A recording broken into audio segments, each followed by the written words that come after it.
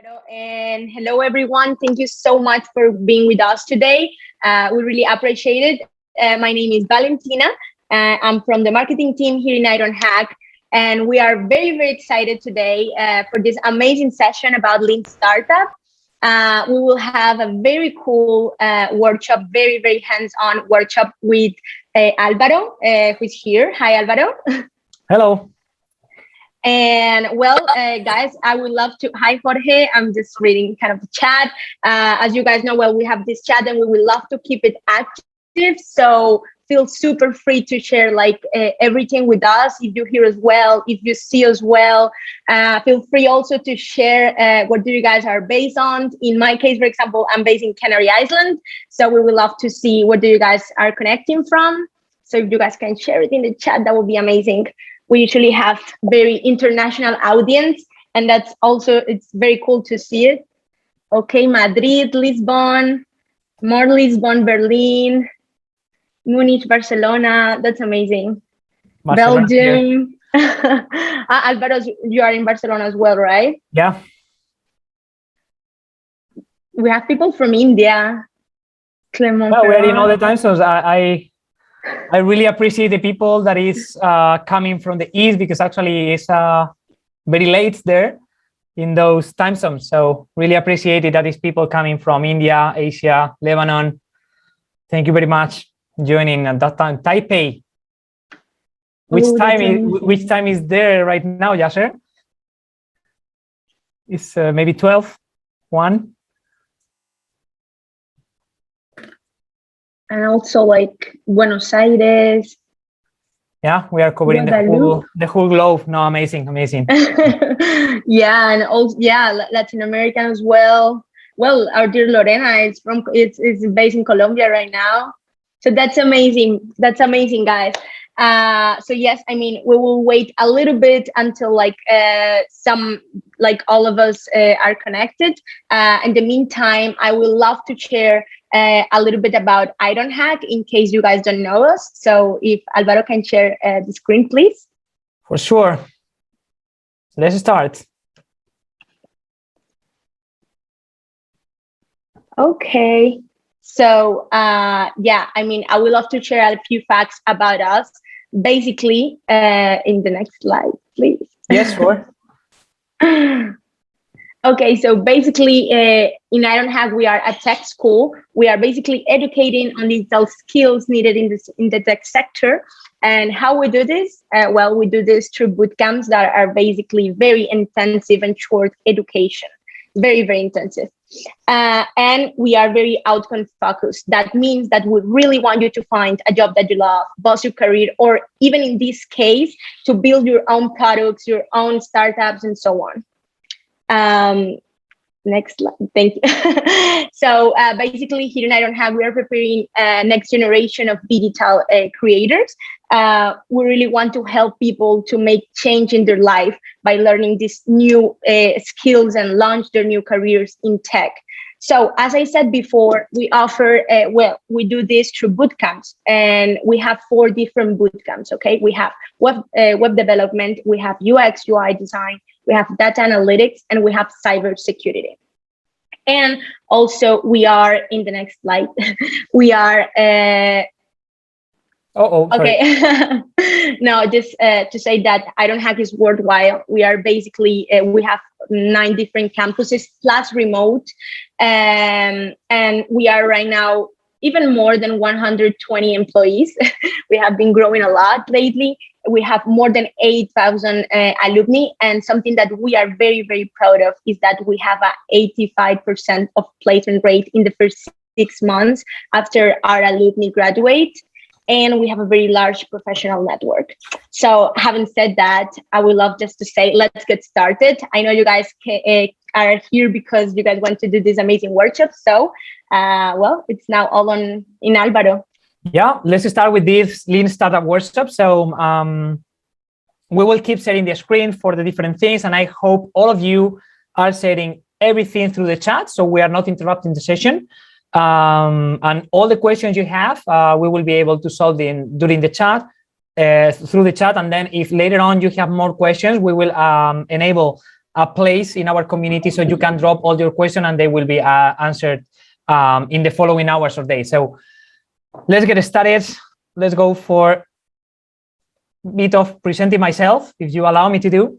So I will bring here the context that can be relevant for this topic of lean startup, entrepreneurial mindsets that we are going to learn here today. So I'm a techie. I have been CTO for 8 years, but I started doing business at the age of 15. So I was creating my first company later on at the age of 20. But by the age of 15, I was already selling items in eBay and reselling some components that I was buying for computers. So the typical geek nerd teenager. And then at the age of 20, I created my first company, just taking advantage of my knowledge of SEO to build much more availability for tutoring lessons, for private tutoring than I could handle myself. So instead of saying no, I was saying yes, but it's not me. It's part of my pool of specialized teachers, whatever, right? So I have been really curious about business my entire life. I had some good examples at home, and 10 years ago, actually, with Carmen Ortega was there, which is one of the ambassadors from Ironhack that will help you to navigate the exercises today.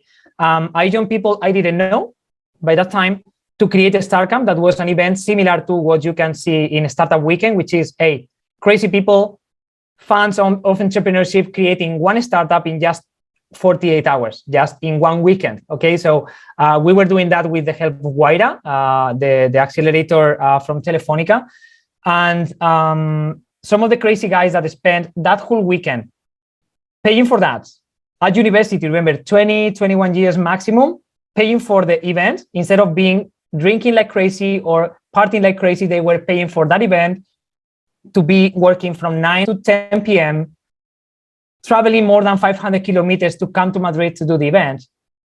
Now are people that are in Forbes 30 under 30. They are working for some of the best companies in the world, like Facebook or Google, or they have sold their companies, or they are now worth millions.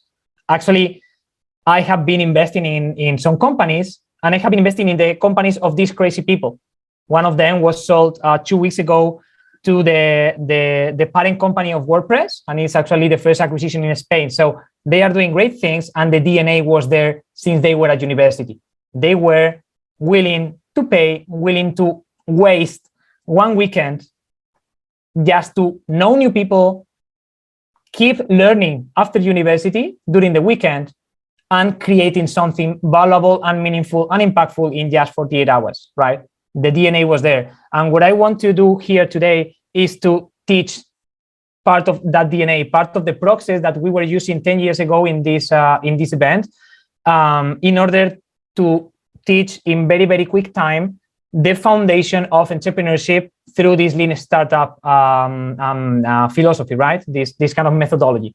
So what I have been doing since then? So I joined my first startup more as a CTO, as a co-founder of a real technological company 8 years ago. I have been a CTO since then.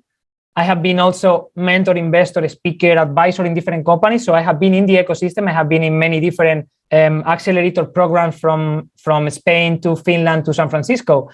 And in that many roles, again, I have been investing. I have been advising other entrepreneurs in the early stages. I have mentored aspiring leaders. I have been mentoring CTOs. I have been mentoring people that wanted to jump into the digital world. So taking this kind of UX role, front-end role, back-end role for the first time, coming from a totally different discipline with programs like Mobile World Capital, Barcelona. And for me, the most important part is that I love what I do. And that's why I keep doing that, even when people will tell you that entrepreneurship is hard, it's tough, you work a lot. The real thing is that when you do it with passion and it's what you love to do, it's not like working, it's like playing. So you even don't mind about the time that you are spending. Sometimes someone has to come here and tell you, hey, you know that it's 8 p.m., that you should be coming for dinner, or you should be spending some time with your friends or calling your mom, right? Because you lose the notion of time. And I'm sure that all of you that are here, especially those that have coded at some point in your life, you have felt that status, that feeling of flow, when you don't need to go to the bathroom, when you don't need to eat, when you don't need to drink, because your brain is absolutely focused on the one single task you are doing now, so obsessed with finding a solution to the problem that the rest of biological activities are in a second stage, in a second level of priority.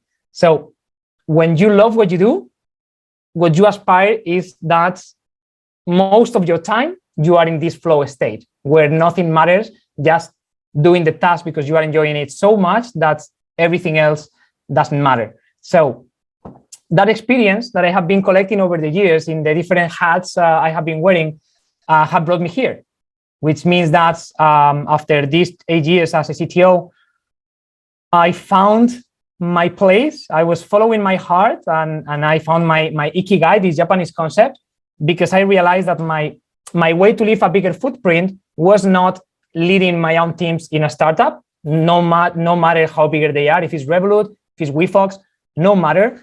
I saw that I could be helping much more people and having more impact in the world if I was creating this community that is Lidr, where I am helping top tech professionals like some of you developing the key skills that the best companies look for.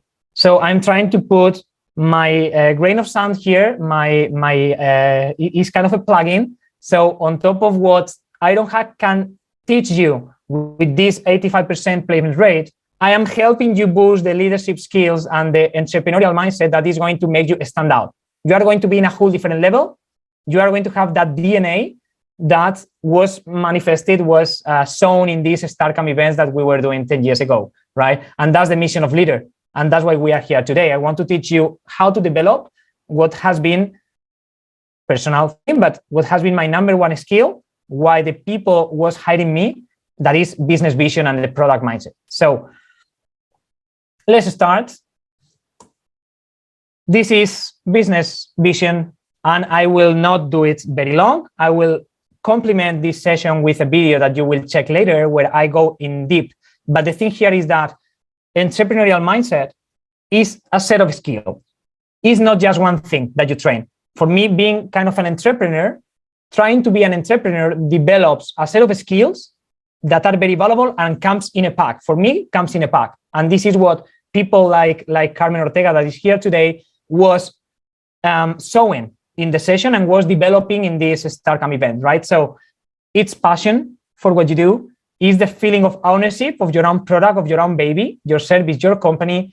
They are self-motivated. They don't need someone to say them, you need to do that. They know they have to do it. Actually, they will do much more than what is expected, and they can act with autonomy. They are proactive when they feel there is a problem, there is a gap, there is something that is not well done in terms of processes, or someone is not behaving properly. They are proactively trying to solve it, and they are creative. In order to create something from the ground up, from scratch, from a blank page, you need to be creative. And that creativity needs time to think, remove all the burden, remove all the tasks, and just think about the problem you are trying to solve. And this is what we are going to do here today. They are problem solvers by nature, right? They are totally focused on the customer experience. They have the customer in their mind, the first thing, the first priority. They are good communicators. They are optimists by default. Otherwise, they would not be creating companies, right, from the ground up, being so tough, so hard, especially in the early stages, right? But they fight that with resilience. They just get up again and again. When they fail, when they fall down, they continue and continue. They learn, they continue, they improve, they learn, they continue, right? They are team players because they know that they are not going to be able to achieve anything meaningful alone. And at the end, what they have all in common is that they are improving continually, all the time. Continuous improvement is the mindset behind all the startups created nowadays. It's the foundational principle of the lean startup methodology. And that's why, for me, this is a key principle. It's not about going from 0 to 100. It's about going from 0 to 2, that is something digestible for you, is a challenge, but it's still achievable, and then keep improving and keep improving, not just going perfect from the first launch. So my first question here today: who knows Lean Startup? Please answer the poll. Lorena, that is here supporting, is going to share with you the poll. So this way we know how much knowledge there is about the topic today here.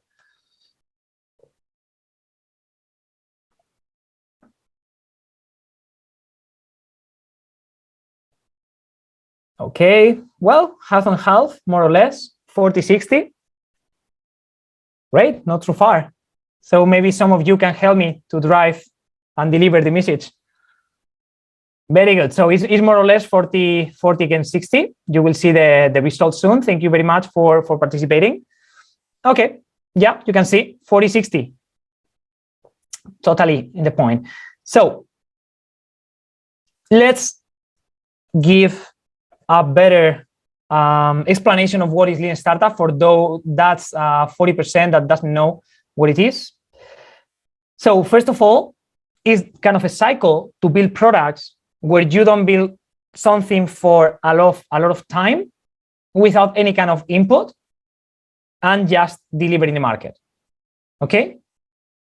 What you want to do in this stage is to learn as fast as possible and close the loop quickly. So you have ideas. You don't think that your ideas are going to make money and are going to solve the problems of your customers. You assume that your ideas has to be put in the hands of the customers. They need to try the product, and you will get valuable data, valuable feedback to understand if this is solving the pain or not. It's not about trying to guess anymore. It's about working with data. And in order to work with data, you need to put something in the hands of the customer, which is normally a prototype, not a fully fledged product that takes months to build, involving development, native apps, a lot of thousands of euros, dollars, whatever is the currency to deliver, because you still don't know if you are tackling the problem properly. Okay, so what you do is go through this process of building something out of your idea, measuring how it's behaving and how it's tackling the problem of your customer, and then along with the data collected, learning. Okay, you build something really quick. Is a prototype, is not high fidelity. You put it in the market. It's going to represent what you want to achieve. It's going to represent something that is enough for them to validate if you are solving the main pain. And you can validate very quick if your customer is accepting or not. If it's solving the pain, very good.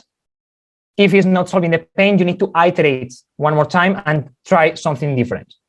Okay? What you are going to learn? You will learn what you need to do, what you need to discard, what you need to evolve, the missing features, those that are great and you need to give it more room in the product. And then from the early adopters that are going to be using it, because you need to find the early adopters. Not everyone is going to use something that is kind of half-baked. So you need to find that people that has such a big pain that even something half-baked is going to work for them in order to have the first insights, okay? And then you are going to measure how they are using it. How can you do it? You know, Google Analytics. With Hotjar, you can see how the people navigate your website. With Mixpanel, you can see how they work in your product and which people are coming back after 1 week, after 1 month, after 6 months, to know if the product is sticky enough. The product is making them addicted, okay? And then you are making decisions based on that data, not on guessings, not on your hypothesis, not on studies of the market share or the needs. You are working with real people. And based on that data, you learn what you need to change and start over again. It's much more efficient to do that 3 times in a row rather than being 6 months trapped in a garage trying to build something, paying developers to build the product, and then no one is using it because this is not what they expected. That's it, okay? So instead of thinking you know the solution, what your customer wants, be humble, understand that you don't have all the solutions, that you don't know the customer as much as they know themselves and their own problems. And then don't build everything 100% and put it in the market. This is not the way it works. And that's why for me, I want to show this slide, which is fall in love with the problem, not the solution. The solution is your solution, is your idea. But you need to put it in the market to see if for the customers this is appealing or not. That's it. And again, the goal is to learn, is not to make money. You are building, you are measuring, and you are learning. Once you have closed that loop and you have taken the solution to the market that they are willing to use and it's really solving the pain, the people is getting addicted to your solution, then is the time where you will reach or you will find the product market fit, which is let's see if we can find a critical mass that is paying for the product so we can validate that it's not a problem of one, it's a problem of enough people in order to make a business. Then that's another stage. And only when in that stage you are really earning money is when you can say, okay, we have a product that solves a real problem and people is willing to pay for that solution. Now let's scale it nationally, internationally, worldwide, extend to another customer segments, whatever. That's the time when you start hiring a lot of people and then putting all the marketing ads, all the spending in order to grow aggressively. And then is when you are earning money, really earning money. But until that point, you are learning. If you don't forget that you are learning and the money will come later as a consequence, then you will be on the safe side. Okay, so having said that, let's work on a real problem, not more theory by now. So let's work on something real. We have chosen one problem and we are stating the problem in a way that is also related to Lean Startup, which is a way to have clear view of what's the problem you are solving, who you are solving the problem for, in which situations these people has the problem, and why you are solving why they have the problem. Okay, so what we have chosen is something that we have been struggling with during the summer in Lidr, which is the problem for software developers when they want to face a change in the career. There is not a lot of information about how to move from development to management, to be a tech lead, to be an engineering manager, or to finally be maybe a CTO in a startup as I was in the past. And that's why we have chosen this problem, because maybe it resonates with some of you in the audience. So this is the way we describe the problem. What? We are solving the problem of having a clear learning roadmap, who this problem affects developers, when or where is when they are looking to develop their skills. So they are actively looking for a way to train themselves and level up. And they are doing that. Why? Because they are looking for a career change. They are looking to move to management. Okay, is the problem clear? You can share it in the chat. I would love to know if this is clear or I need to explain a bit more about the problem.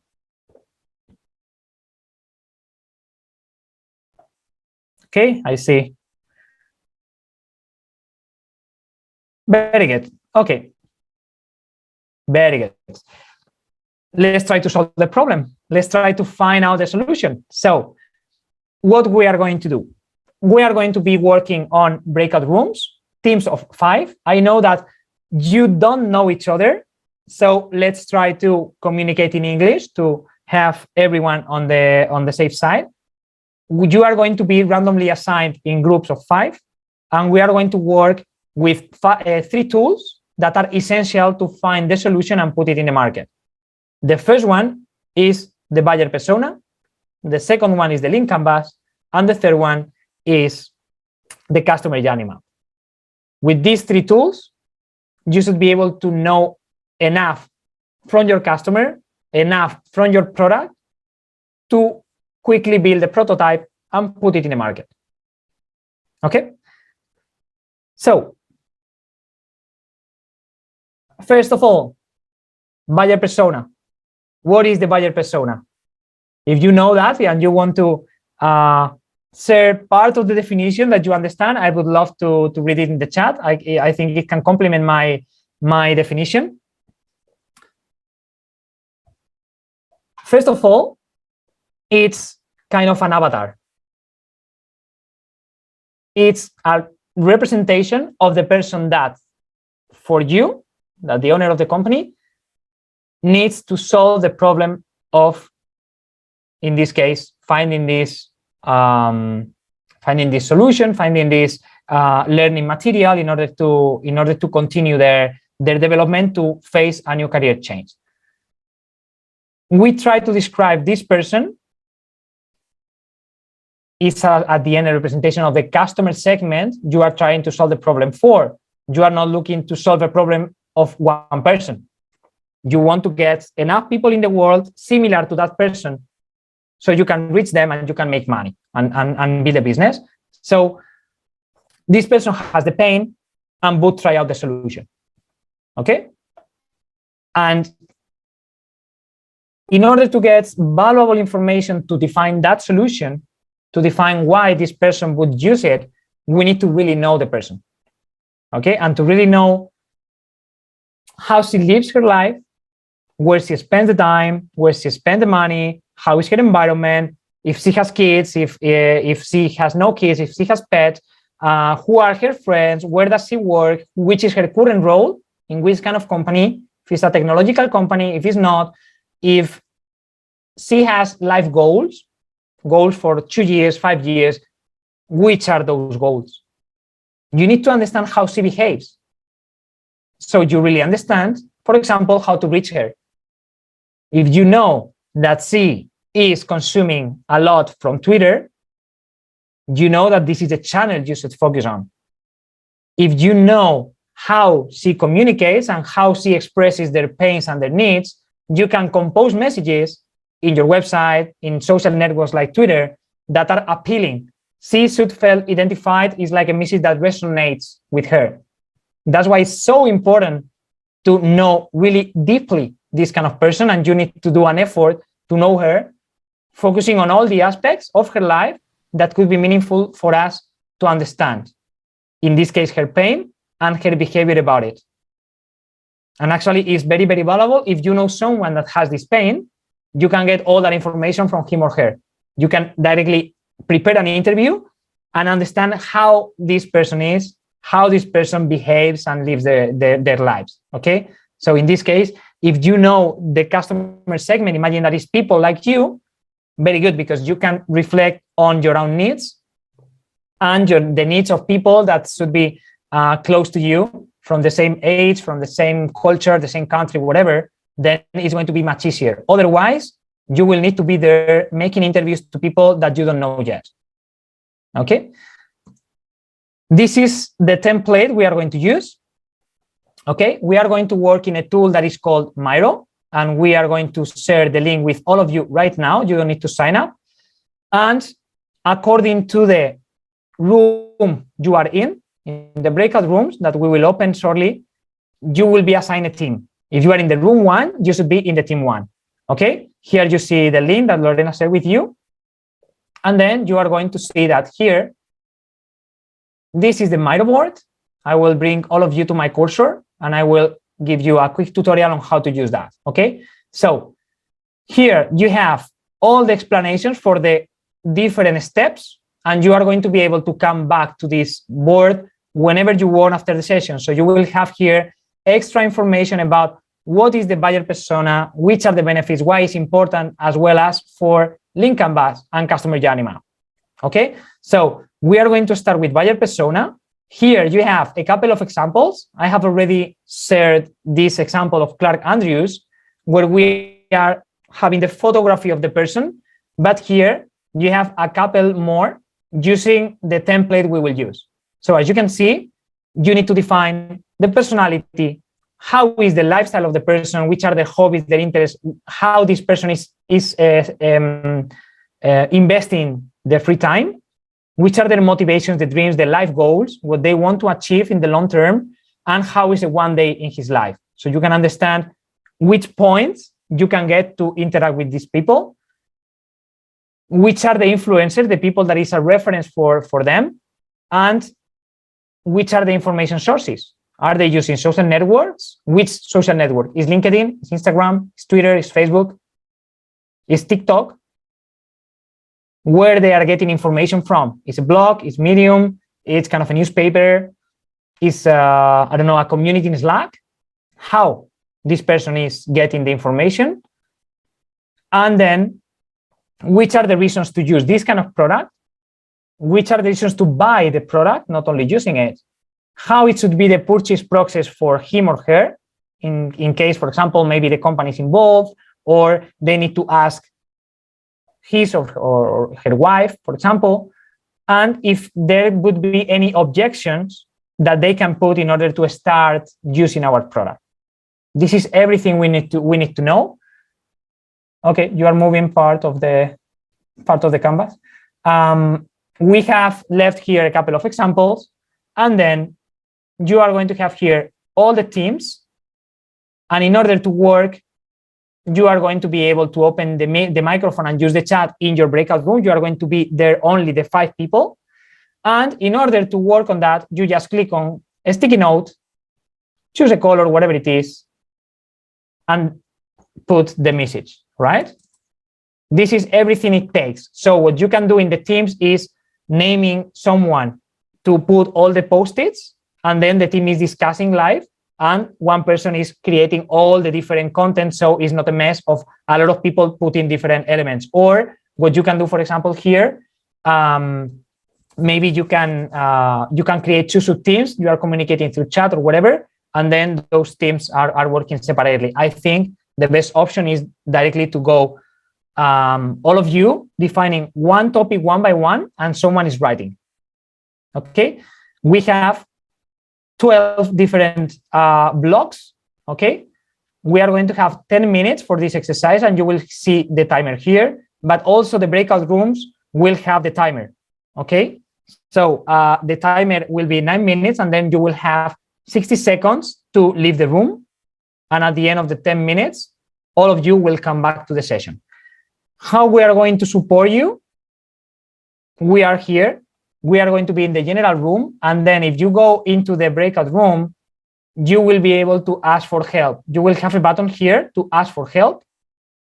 Using that button, we will see it, and all the facilitators that are here today from Lidr and from Ironhack will jump into the different sessions to get you in the right direction, solve the problems, and then you can continue. Is that clear? Are you ready to start working and getting your hands dirty? Someone else? Yes? Okay, good. So then let's move on. I will open, so Lorena will open now the different sessions. We will keep here. And again, just click on ask for help if you are not clear about what to do, or if you are feeling stuck in one of the elements. Remember, you are trying to find an early adopter that can have the problem we have defined. Okay, if we go back to the problem that is here as well, we are solving the problem of having a clear learning roadmap that affects developers when they are looking to develop their skills because they are looking for a career change, in this case to management.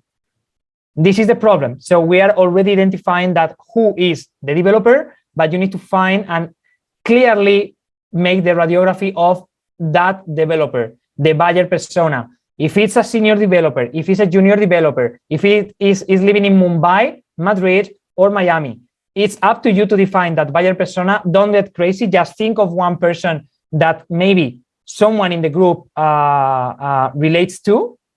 Maybe you are that developer and you can put all the team to interview you. Maybe you know people that are developers that are maybe having this problem, or you have been told about this problem before. Just simplify, at least one post-it per element, okay? But we need you to really work on that. Okay, so let's work on that. I think I will share the screen again. I'm sure that you have not been able to check the other cases from your peers, but we have had very, very interesting things. Some of the teams were getting stuck, so no problem. And we have seen that some of you were interacting with Miro and were removing everything and moving the things around. That was the problem. It was not removed. Maybe the post-its were out of the frame. So I, again, recommend only one person per team to work in Miro. Maybe this person can share the screen, and all of you keep out of that. This is going to be much easier for you to continue with the other exercises, okay? So we can see the different teams. Let's see here, for example, team 6 that were joining. Okay, Party Life, Trendy. I think they were already working with Party Life, Luxurious, and then being removed or being moved. The posts were redoing again. Extrovert person, dynamic, easygoing. And then in terms of hobbies, art, the luxury world, and a healthy lifestyle, this is something that seems to be the way developers are living their lives. This is something realistic. Do you know, everyone here, do you know a developer that is kind of behaving that way, having a party life, like being very, very trendy, or is more like we are the geeks that we don't know how to wear and we are a bit introvert, right? So that's the things you need to tweak. It has to be a realistic person. That's why having someone that can relate to this persona is always helpful. But normally, this is not what happens in developers. You can have developers that way for sure, but normally we are not so used to the luxury world and having a kind of a luxurious and party life. Okay. I have a question here. Isn't it best to do personas after research? Yes. At the end, now we are kind of accelerating the process, but the reality is that you are trying to imagine how this person lives. There is a previous stage where you are researching and you know that developers have this problem. Now you know that they are developers, they are in the tech world, and they want to go from development to management. But we are like making this process obvious and shortening it for learning purposes. And that's why imagining the role at the end, you can have things that doesn't fit, right? Doesn't mean that there are not developers that are looking for this luxury lifestyle, but it's just for you to reflect how important it is to make things happening all together. For example, art, luxury world, it's related to Pinterest. For me, I see that there is a match here, for example. And if they are looking for a healthy lifestyle, maybe they are linked to reducing the food waste. They could be related to associations, health associations, maybe subscriber of Too Good To Go, or these kind of brands that are helping reduce the waste, right? What else? Other team here, John, very well described. 36 is looking to hang out with friends, looking for a healthy lifestyle. He wants to move to Europe and write a book. His swimmer is going to the gym, so he's a healthy person. He's extrovert, is looking for activities outdoors, and is very, very outgoing. So one day in her life, he wakes up early every day, and then he does sports. So gym routine, sport routine at the beginning of the day. Good. What else? He's going to work, he's working remotely. These kind of things, the details here matters the most. So he's using Google, he's using Pinterest, any other. I mean, he's using Pinterest as the main source of information on top of LinkedIn, Stack Overflow, Slack communities, even Instagram, right? Reasons to use the product. He wants to grow professionally. Okay, we know that. The product will help him to develop his management skills, and the purchase process, he has to analyze his financial before. Great, you know that this will be a stopper. It is not going to be kind of an immediate purchase. If you put a discount, still they are not going to buy. It's something that they need to think about it for a while. So you know now that the decision-making process will take a while, and you cannot expect just a flash sales. Just put in a promotion, like an ad in Instagram, clicking and buying, like you buy some glasses, right? That's not going to happen here. And this is very real. This is what happens with learning purchases. He doesn't have enough time to use a new app. Okay, it's good. And then here you need to think about the objections you can find in order for you to develop good messages for communication in the ads that are really fighting those objections. Okay. Good example here. Congratulations, Team 8. More of you here, Terry, in this case, 42, workaholics, so working a lot, is more on gaming, board games, which is something that resembles a lot for me to a developer. Elon Musk is kind of a reference. Is married or is looking to get married. Want to buy a big house outside Las Vegas from US. One of the information sources are coworkers. That's really interesting. It's not only social media or networks in the internet or books. It's also that you can get information from your coworkers. So depending on what your coworkers are talking about, you will be recommended one things or the others, right? So word of mouth here can be important for these people. Purchase process is going to be online. Okay, more details here, different perspective here. And the objection is that scheduling and making time available to learn and grow can be difficult because it's a workaholic. So maybe you can get a message here where you say, okay, it's not about working more time. It's about working more efficiently. So if you learn now, you will be faster in the management position you are looking for. These kind of messages. So you are learning from all these parts, right? And if you are getting this from an interview, this is pure gold. Okay, this is how it works. This has been the first step. Let's go for Lean Canvas. Have you worked with Lean Canvas before? Can you say in the chat if you have been working on that? Okay, about the last question, how to create persona for B2B customer. Then here, you will have one of the personas will be the decision maker. So even if you are looking for developers that wants to grow, the person that will purchase this is going to be the manager that wants this person to grow. So in that case, you need the persona that is the decision maker, for example, the CTO, and you need the person that is going to use the product. And if someone else is involved, like HR department or the CEO or whatever, depending on the company size or whatever, then you need to add these people to understand how they think, to understand how you need to communicate with them, which channels you will use. Because maybe you are selling the customer to get attracted and have a trial, but then how you are going to communicate with the decision maker? Are you selling ads to them? Are you getting in touch with them because the employee is giving you the email address of the boss to have a personal interview with them on Zoom? This is some of the ways that a B2B purchase works. I hope that I'm solving your questions, Saif, Daina, and also Minja. I have a raised hand here, so you can join, Ahmad.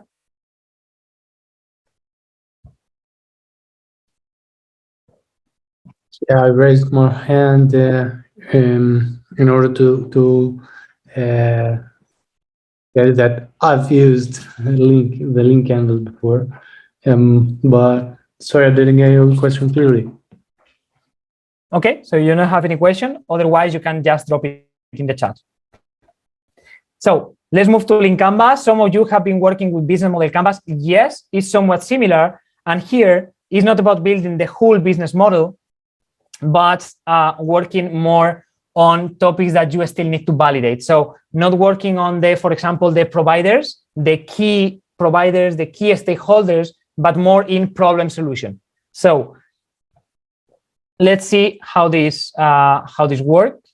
Let me check if I have my ideas. So this is the order you should be filling the different elements. So it's a canvas that is created by us, Mauricio, and it's about being able to follow this process very quick. So you start from your customer segment that you have been defining with this, for example, customer buyer persona, and you put here the target customers. If you have, for example, mothers and engineers and whatever, you have different segments, you put them in different post-its, But here, the most important part is to look for the early adopters. Here, you list some of the characteristics that makes them to be early adopters. For example, they are already looking for a career change, or they have been promoted and they are not ready. Look for these characteristics, because later on, when you are segmenting the audience and then selling ads, for example, it's going to be much easier to reach them. Okay. The next one you will go is A, which are the top 3 problems of the customer? We have talked about the big one, which is, I don't know the learning path I need to follow in order to be a manager in tech. Are you finding another one? For example, we have seen the problem of time management. How can I schedule time in my agenda in order to keep learning while I'm still working, because I'm not unemployed? So that could be another problem. You need to find those 2 to 3 main problems. Then you think about how you can make money. It's going to be a subscription. It's going to be just one payment. It's going to be a free learning platform with ads, something like more like YouTube, or you pay a subscription like Netflix. Are you going to be paid every month? Are you going to be paid every year? Are you going to get money also from I don't know, from referral channels? Or maybe it's going to be online. Some kind of a successful landing a job, having an upgrade successfully, maybe having a commission from the trainee, the employee, or something like that. Exactly. You can have different sources of revenue, and you need to identify which are if you have more than one, the 2 biggest ones, not just having kind of a catalog, but just moving fast from one block to the other. So customer segments, problem, revenue streams, then go to your solution. What's your solution? Here is where the team needs to define what we are going to sell. It's a learning platform. It's kind of a tutoring marketplace. It's going to be a live chat. It's going to be live video. Here you put the top 3 features of your imagined product, and you define here the unique value proposition, why your solution is different to anything else in the market. You are not Udemy, you are not a mentoring platform, you are not anyone else. You have something that is different. What makes you different? So they buy that message and they try your product. You are on the top 3 ideas, on the top 3 alternatives for them when looking for a solution to the problem. And here, what can help a lot is once you define the unique value proposition, you define here a high-level concept. For example, YouTube is like Flickr for videos. Whatever is like Airbnb for pets. Whatever is like Uber for private transportation companies. You have these analogies, and with just one single sentence, everyone is going to understand what you are, because they will bring all what they know about the why, Uber, Airbnb, Netflix. They will bring all the ideas, the preconceptions, what they know about them, they will bring it to your brand. So just saying that we are the Netflix for education, they will understand that can be a video platform, but where all the content is related to education. And this way you simplify the definition very, very quick, right? Then the channels, how you are going to interact with your customers. Is it email? Is it ads? Is it online or offline? Are you going to job fairs? Are you going to technology fairs like 4 years from now, like Mobile World Congress? What you are doing to interact with them, how they know about you, okay? Then the key metrics, what you are going to measure, how you are going to assess that your business is working in order to continue improving the product or dropping the idea and exploring another solution. This is the key point, what you are going to measure. If it's a platform, for example, you can measure number of accesses in the first month. If you see that they are joining just 1 time, 2 times, then they are not sticky. They are not getting a stick to the product. If you measure, for example, time per session, the time they are dedicating to learning, you can also have an idea of how important it is for them to learn and which hours, for example. So you need to get here 1-2 metrics that are going to identify when the users are really getting a stick to your product.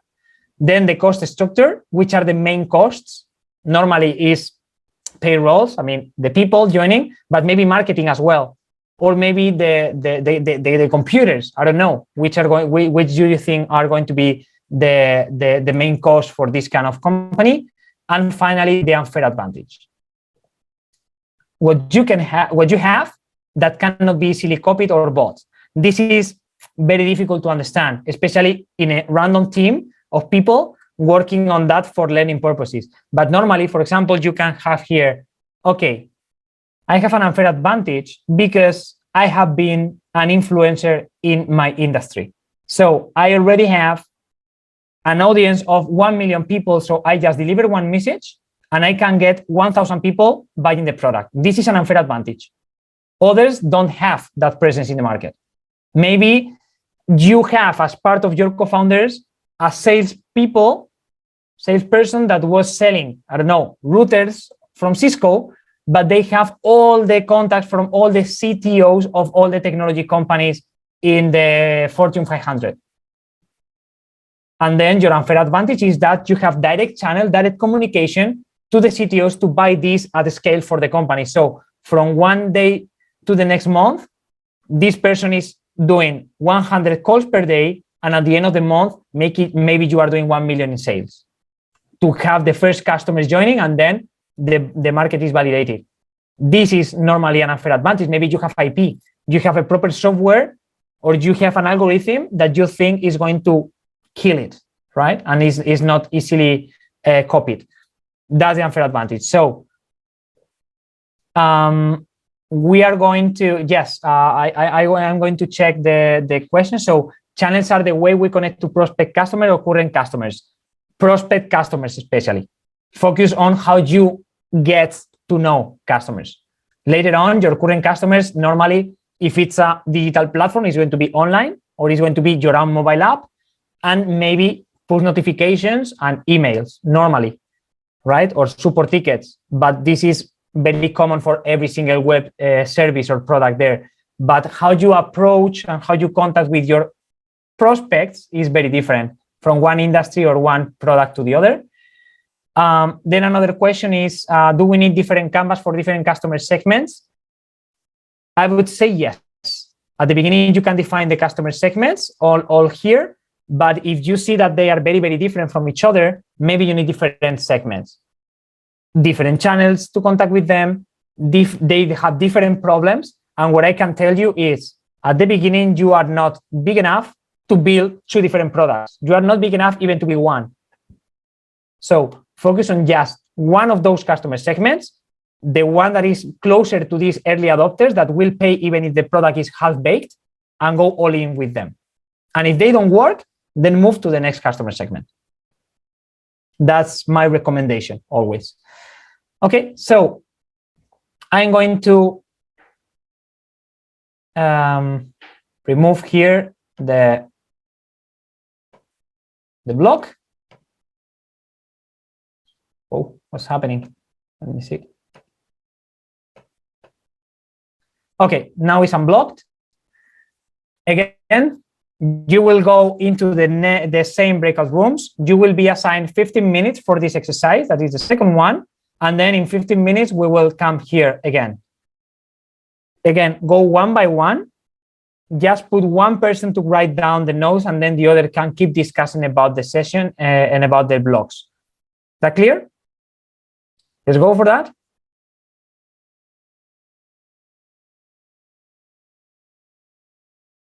I was telling that it has been a nice work. I have seen some teams that had been able to fill all the gaps, all the buckets with at least one idea. And then if we go there, for example, team 8, we are going directly to the unique value proposition, Netflix for managers. What is telling to you? It's kind of a video platform. I'm not going to read anything else, but for me, it should be something like a video platform for senior developers that are looking to be managers. And then if it's Netflix for managers, I can understand that the channels are going to be online, maybe kind of ads in social networks, maybe having content marketing to be reached by SEO. So let's see this example. So customer segment, technology employees who want to become managers, and the early adopter, young people who want to become managers, which are more used to technological tools and tools like Netflix. Okay. Which is the problem they have? They have not so much information. They have a misconception of how is online education. And then the third one is the price. They maybe are not willing to pay a lot, maybe not like an MBA. So the existing alternative is online business schools that are still very expensive. And the thing is that this is the alternative, but the reality is that they are not preparing for techies. They are not preparing techies for that. So if we go to the solution, use marketing to transfer information and break misconception. So this is part of the communication. So maybe this is part of, not of the channels, but it's part of the marketing strategy.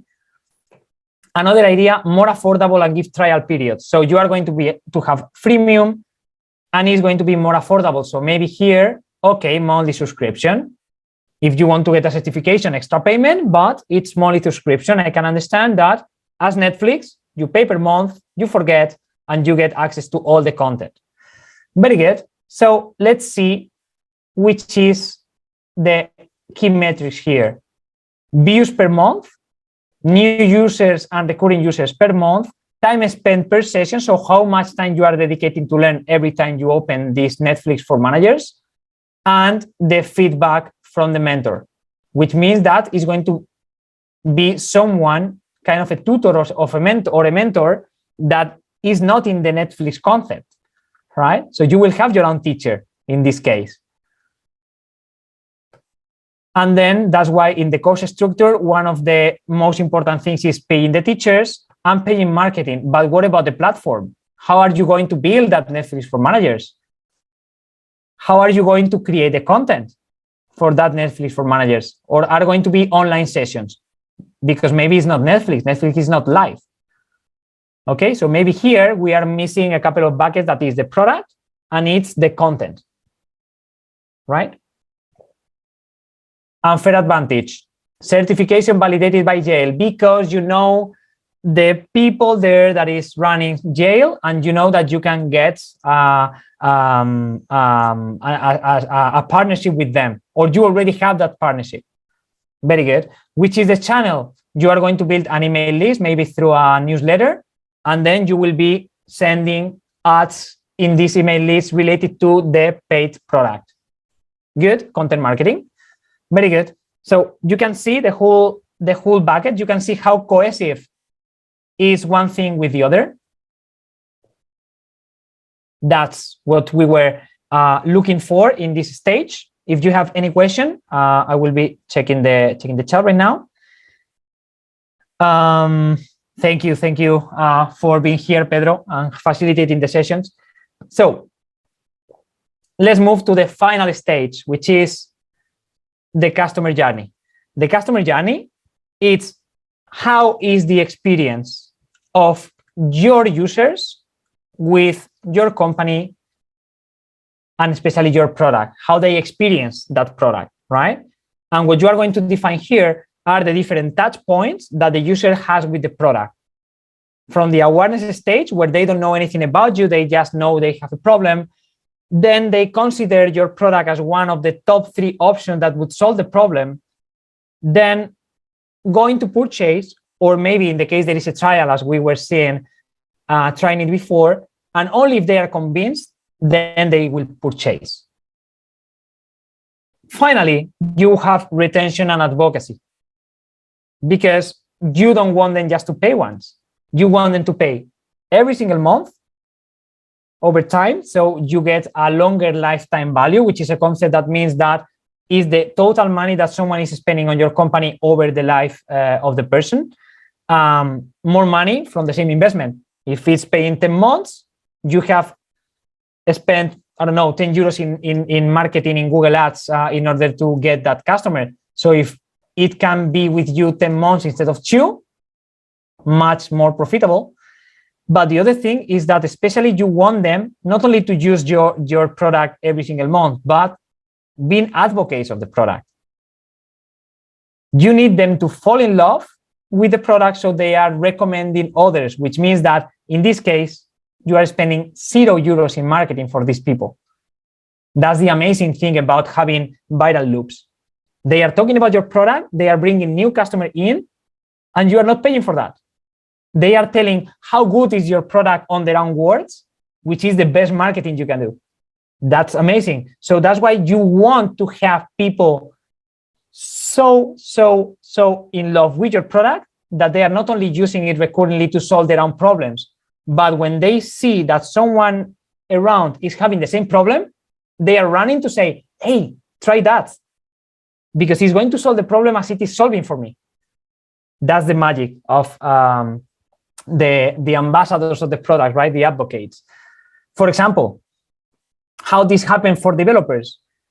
You join a Slack community, like for example, BCN Eng, which is for engineers here in Barcelona, or even the Ironhack community. And someone is asking, hey, do you know where I can find information about lean startup? Because I want to develop this entrepreneurial mindset. And then someone is saying, hey, I know one company that is doing this kind of workshop, and it's totally free. You can join and see the workshop and practice, because this will help you to continue your journey, your learning journey. This can happen. This is real. They are trying to solve the problem of someone else they care about because they belong to the same community. And on this behavior, your company is getting free customers. So in awareness, it's about how they know about you. This is the first step. This is very important because it's how they know you can solve the problem they have.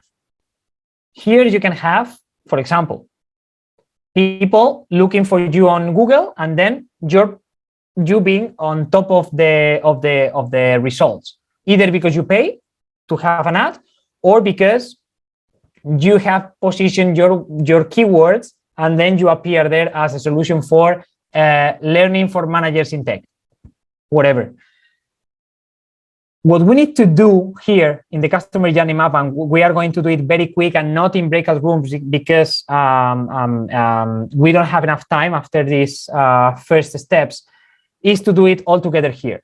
So what we need to do is describe every single touch point. And what we need to do is define a clear name of the action the customer is doing and the channel they are using.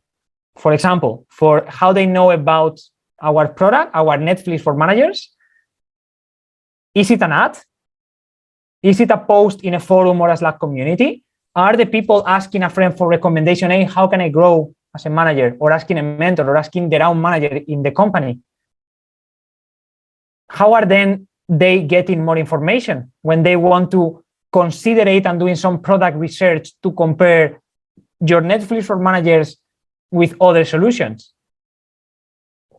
Are they going to kind of a website of comparison for different learning platforms? Are they asking a friend for recommendation? Are they asking for feedback? Are they looking for social proof and testimonials of real customers from your company? Is an email? How they are getting more information later? Is an email? They visit your website to get more information? Then how are they converted to paid users? Is it a pop-up asking to pay? Is kind of a paywall to say, okay, you have reached the top of the freemium. Now you need to pay to unlock the premium features. Or maybe it's an email, as you were talking about the email list, is an email announcing that you have all these premium features if you go pro, and now we have a special discount for the next week. It's different channels, it's different interaction, but both of them are trying you to pay. So let's do it together. Let's go for the final. Okay, let me see if I can. Oh. Okay, I will focus on this team 8 just because it's the one I chose randomly. And then let's do it very, very simple. So the customer journey, here you have an example from an online shopping, and you see that they are talking about the activities that the customer is doing, the feelings, the experience they have, the customer expectations, and that's why here in Miro, I have put here 2 examples. So you can go with a very, very complex customer journey map, or with a simpler one that is now here. It didn't disappear, it's here. That is the one that you have in the example that is very simple. So it's like, hey, just put here the touch point and just differentiate between if it's positive or negative, nothing else. Okay, so this is the way to go for us. It's going to be very simple. Let's go for teammate. You can use the chat or you can just open the microphone. What about the awareness? We are talking that the channels is an email list, which means that we are getting access through email, right? So awareness is email a newsletter.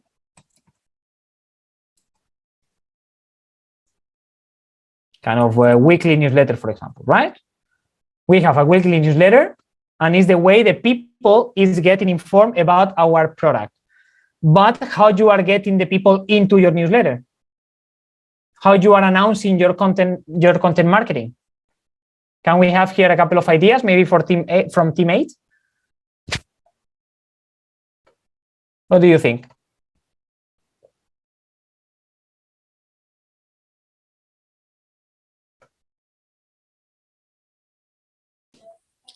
I would say maybe using information like a client database from people that already search for this type of programs or services online. Okay, and how you are going to contact them? Through email, but first we collect the data. I don't know. Okay, then it's a cold email. In this case, it's not a newsletter, it's a cold email because they are not subscribers. You are just sending a cold email. That could be, how do you feel when you receive a cold email? For me, normally it's a negative experience. So starting the journey with a negative experience is not very good. Maybe we can use, for example, what we are seeing here, like content marketing, or even having influencers. So content marketing is like, hey, they are reaching here naturally because they are looking for words and they are finding our articles or our posts in the blog, in social media, or directly in Google. So awareness is content marketing, and it's our website, right? Content marketing, it's in our website. And the other one, which is the influencers, it's also a positive experience because you are getting answer to your questions, and in the case of the influencer, it's a positive experience because it's someone that you respect. So here we can say influencers, and in this case, it's more of social network. In this case, we don't have any other channel, so we are going to assume that for them, Twitter is a good source of information. Okay, we have 3 different ways of awareness. Okay, this will define different customer journeys. So we are going to use only one. We have content marketing. They are coming to our website, but to the blog to get valuable content, valuable information about the path of the manager, the 7 things to think about an interview for management, whatever. What happens later? Consideration. What are they doing? Maybe more info about the website, and for that, you will have a banner at the end of the blog post. Hey, discover our membership, discover our Netflix for managers, know more. And then they are getting more information here. And maybe here, this is not so positive because the feeling is that I need to gather more information. I cannot make a decision yet. So this is not such a positive experience, even when they find a lot of valuable information in your website, you have social proof, they see that other big companies are using it, whatever. And then finally, maybe they see, okay, they are starting the trial. How they are starting the trial? Button in the website, right? Directly from this page of information, but maybe before jumping into the trial, they are comparing in another website like a learning platform comparison, or maybe they are asking another people, hey, you know about this Netflix for managers? Okay, asking peers in the company, or maybe in a Slack community, for example. And this is kind of neutral, right? But they still look for information, so they need to spend their time to compare alternatives, which is tedious for them.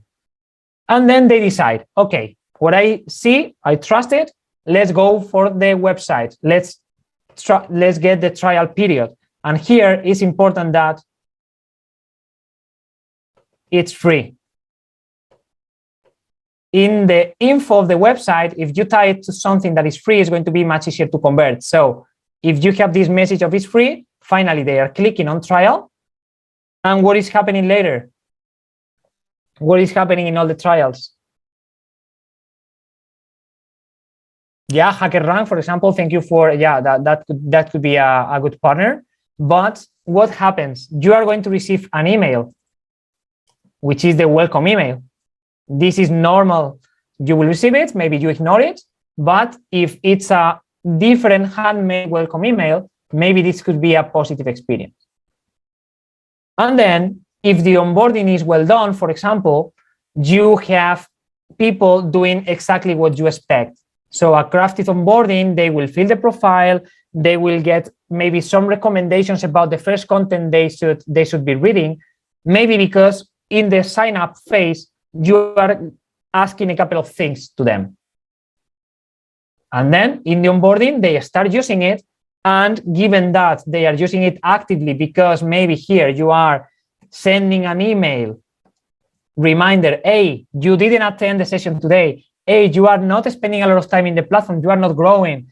Encouraging them to continue accessing, you get them addicted at the end. And they will say, okay, this is getting more and more valuable for me over time. I will purchase. And then when they purchase, it's in the website. Again, it's in the website. It's in this case is directly going through Stripe. So the experience in this case is paying, is not very good. But if the platform is Stripe, is very easy. The data of the bank account of or the credit card is already stored. Is a breeze for them. Is pleasant for them to just click and everything is paid. Right? So this is more or less how a customer journey map works. Okay. I'm sorry that we didn't have enough time to go through the 3 stages without the problem with breakout rooms or whatever, but this is more or less how it works. And here you have the other example that you will be able to check whenever, which is another example, but in this case for e-commerce. So in this case, you have all the information, you have all the details, you can come back to that and check it again.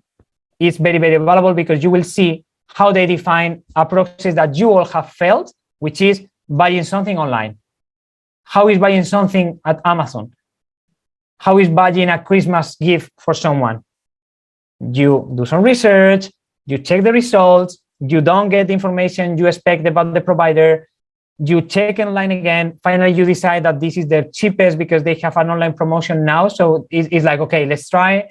Then you get the product page, you finally purchase, you abandon the cart, they send an email reminder, hey, please, the cart is pending, you finally buy, you receive the email, track the shipping, you get the product, everything on the package is great, and you say, great, they care of me.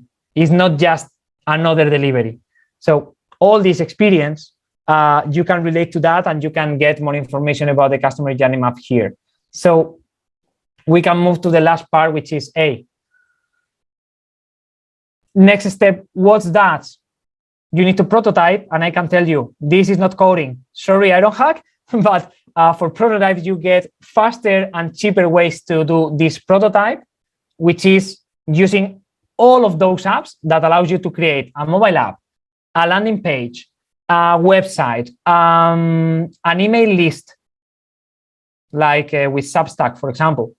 You can automate processes. All of that, you can do it with some tools that are there, that are complementing coding something. Only when you have validated that your product works to solve that problem is when you go for coding, right? Figma as well. The good thing for Figma, for example, Figma is just to prototype the design. So you can get people onboarded in the design and try it even without doing anything.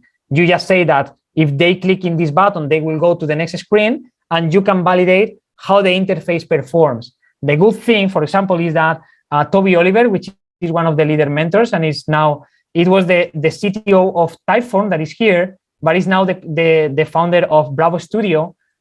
It allows you to create the design in Figma, which is the look and feel of the app, and with just one click, it renders into a native mobile app. Everything is done. Very easy to store the data in the database, and you have a fully functional mobile app. That's great. So these tools becomes better and better and better over time, and you can do crazy things before knowing how to code. It's true that coding skills are helping you to go the extra mile, but this no-code tool, which is the keyword, no code, is helping you to validate things much faster and quicker than it was 5 years or 10 years ago, where you needed to develop something real. Okay, so if you want more of this lean startup, entrepreneurial mindset, and you want to develop this business vision and product mindset, here you are. First, apply to your company. Maybe get your customer, your real customer of your company, get your own product, and try to practice developing your own business model canvas, your own lean canvas, defining how is the customer journey map for the company. Or if the company has already defined that, maybe ask for the docs. Ask them to share with you the document so you can get how this is treated in your company. Great. Later on, entrepreneurial mindset. The talk I gave about this entrepreneurial mindset a bit more in detail. We did a workshop with AWS, with Amazon, about how to apply the culture of innovation they use. It's another way of validating your ideas in the market before building anything. They do it submitting a press release. Imagine that you find in a newspaper that now the Netflix for managers is here, solving the pain of not having a clear learning path for developers. You see how much attention they get in the market, and then you decide if you build it or not, right? They are doing that, and we had a workshop that you can check asynchronously, and you can put this in practice. We have an Udacity course that is totally free, that is how to build a startup, and also a blog post. We will share all of that later. And I have seen that Lorena already shared here, but anyway, we will share it by email if you need it. So if you still need more, what we have is a kind of community that is trying to solve the problem we have been addressing, where you can find discussions and resources for free, so you can keep learning how to be a manager in tech, right? So in case it's interesting, we are opening this platform for questions related to this workshop. So you can find here, let me see if I can move the mouse. Here you can find all the resources about this workshop for free. You can just join. This even don't require you to sign up. You will have here the templates we have been using, examples from other workshops, all the information, extra information about all the different tools that we have been using. And if you have any other question that has not been solved today, just write down here, and we will be solving it during the next following days. Okay, it's totally free to use. If you want to ask something, you just need to sign up, but it's totally free again. And if you sign up, you will get access to much more resources here that are related to management in case this is interesting for you, right? And finally, we are not a lot of people now after all the session, but I would love to know your feedback about the session. So what we usually do is this roti feedback. Roti feedback is very easy to develop. How much value we have added to the time you have been here? If you could invest your time in other things, it should be better to be there, or it should be better to keep here. So from 1 to 5, you just need to vote in just 10 seconds. So we are going to open a quick poll. And it's like, okay, 4 is missing. I see 4 is missing. I don't know why. It is okay. You can just choose 3, just average or excellent. So if it's a 4 for you, I am seeing some hands here. If it's a 4 for you, maybe you can put it in the chat, right? And it will not be anonymous anymore. But I'm sorry, we were not having here the 4. But anyway, this is the way we can improve. For those that thought that was not very useful, I would be very, very keen to know what was not working for you, what we can improve for the next session. So in the next one, we ensure that the value we deliver for everyone is as much as possible. This is our only way to learn. So this is the way you can give back for this free session, and it's allowing us to learn and go through the whole process, build, measure, learn again. And this is Lean Startup at the end. So thank you so much for your votes. This is how the session finishes. Again, if you want to join the community for discussion, for more questions, you have the link that Lorena has shared with you. You can directly send me an email or a WhatsApp, and I will be able to answer, no matter the channel. But this is ending here. Thank you very much. Thank you very much. I would love to say thank you everyone as well, and thank you Álvaro. I think this was an amazing session, and I think all of the people that are here agreed with me with all these 5, 5, 5, even 10 for this cool workshop. Thank you so much. I really love to collaborate with you guys, with Lidr. This is a collaboration between Ironhack and Lidr, and we are very, very excited to deliver such a valuable type of content for you guys. So just a quick thing is that this webinar has been recorded. This entire workshop has been recorded. So we will send you the entire workshop tomorrow morning, and with many, many links and resources, as Álvaro mentioned before. And thank you. And I really hope you have an amazing afternoon, noon, day, because I know you guys are like all over the world. So thank you guys so much.